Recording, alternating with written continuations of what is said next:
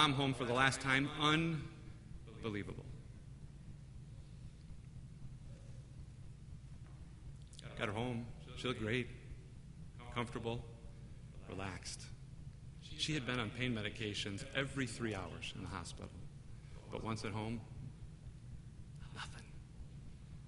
Unbelievable. The kisses. She started it.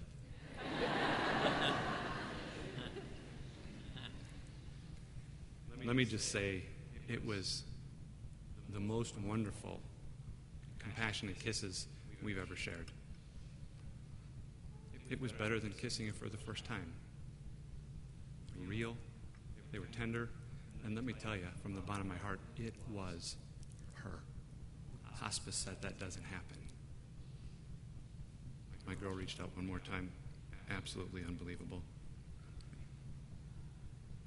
You know, there's mysteries that are revealed in death, like who hugs all the bed covers. And she thought it was me, right? Because the covers were always on my side of the bed, and I always said, well, that's because you're all over me.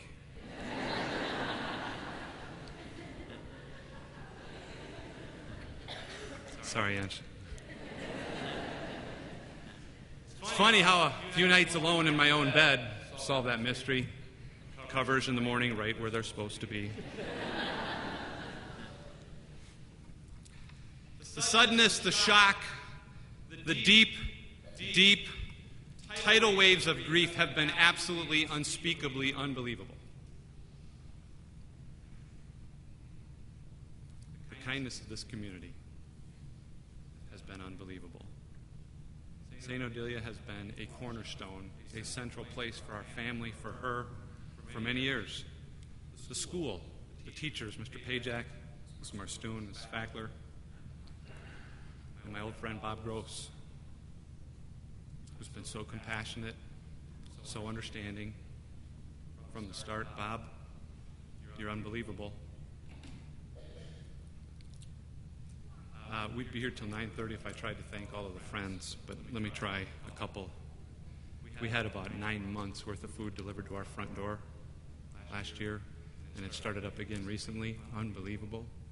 Your hugs, your cooking, compassion, your support. Mary Lucky, who's been there literally from the start, to meet Angie when I wasn't home. She's knocked on the door from time to time, in tears, heartbroken. Mary, you're an unbelievable friend.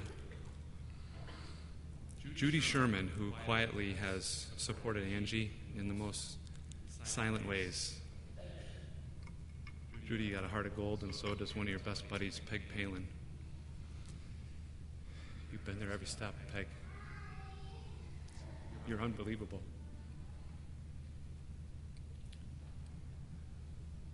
I'll never forget all the candles on the sidewalk that morning. Maybe one of the most unbelievable moments that you provided. The family, and this will be a tough one, has been unbelievable. We have 4 sisters that have been there every step of the way. Beth, I don't know how much gas you've burned, how many miles on the car. Holly, you get the record for this week. Driving back and forth from Morton. Is this your 5th trip? Terry, you were there at some tough moments last week helping me explain things.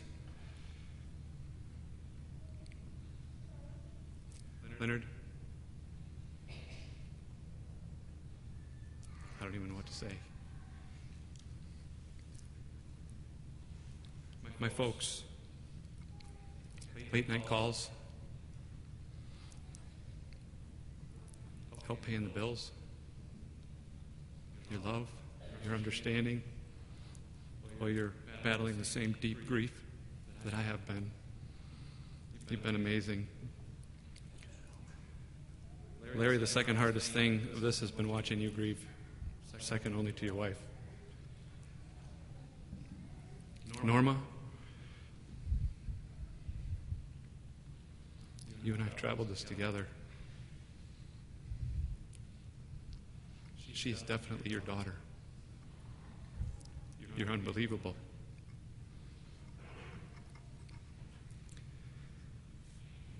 I'm going to get a hold of Caring Bridge at some point. Thank them.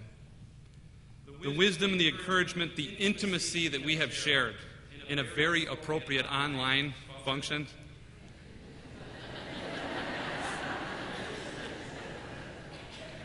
It's been unbelievable.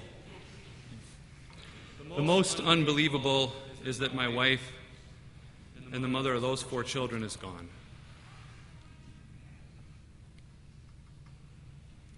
However, it is obvious to many of us at the center of these unbelievable events that all of this has been steered by a tangible hand of God, a compassionate, gentle, and loving Creator and source of all that is good.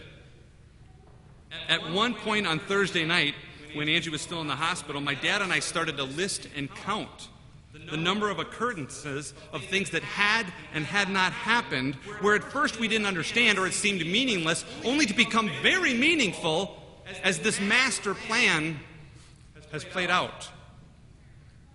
It's easy to ask questions at this time and not like or accept the answers.